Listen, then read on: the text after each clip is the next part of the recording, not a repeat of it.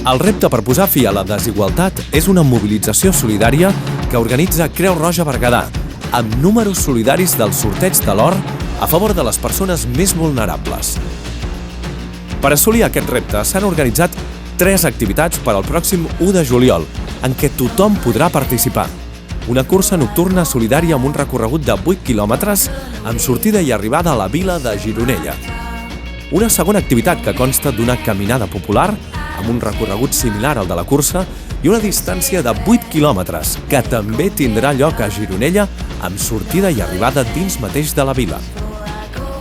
I com a tercera activitat solidària, us proposem una cursa d'orientació nocturna i urbana pel mateix municipi.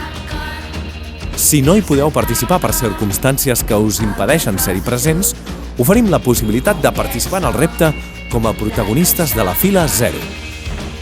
Un cop finalitzades les activitats, tothom podrà participar al sopar solidari.